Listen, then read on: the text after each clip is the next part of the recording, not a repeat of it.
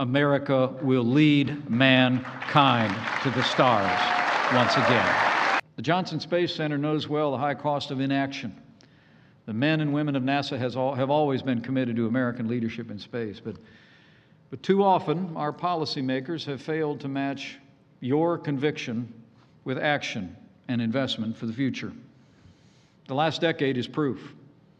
The end of the Space Shuttle program in 2011 left America without a viable human space launch program. And I saw one of his heads, as it were, wounded to death.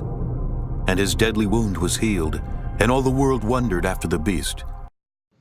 While I was a member of Congress, I actually had the opportunity to attend 3 different shuttle launches. Sadly, for more than 7 years, we've been forced to hitch a ride to space. Many Americans don't know that we've actually been forced to pay Russia to carry American astronauts to the International Space Station. And today, that cost runs about $82 million per seat. The beast which I saw was like unto a leopard, and his feet were as the feet of a bear, and his mouth as the mouth of a lion. And the dragon gave him his power, and his seat and great authority. And his feet were as the feet of a bear.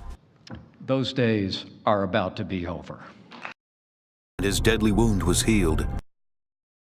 I'm going to make you a promise. Soon and very soon, American astronauts will return to space on American rockets launched from American soil. You know, when we ended the shuttle program, it was more than a loss of momentum, though. It was really a tremendous loss for America's space workforce. The first was like a lion and had eagle's wings.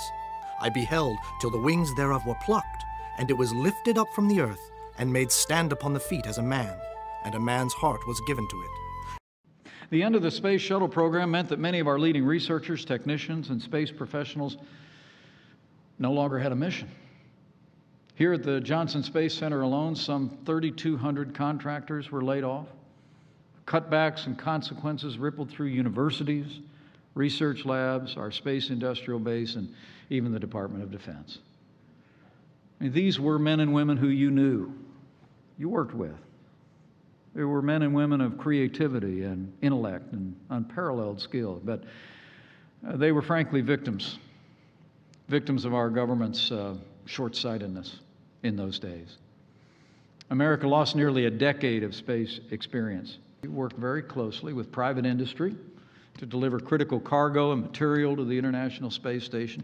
And the dragon gave him his power, and his seat and great authority.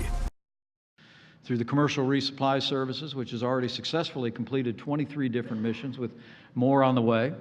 And the dragon gave him his power, and his seat and great authority.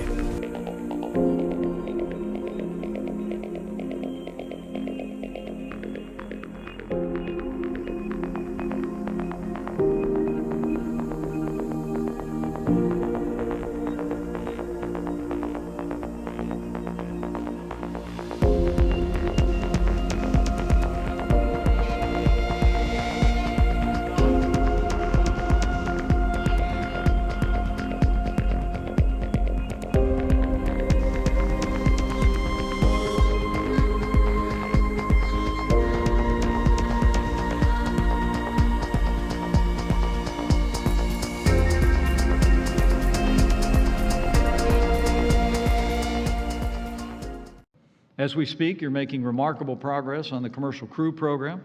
Earlier this month, as President Trump celebrated himself, NASA announced the astronauts who will conduct the first flights on Boeing's Starliner and SpaceX Dragon, and they'll be going as early as next year.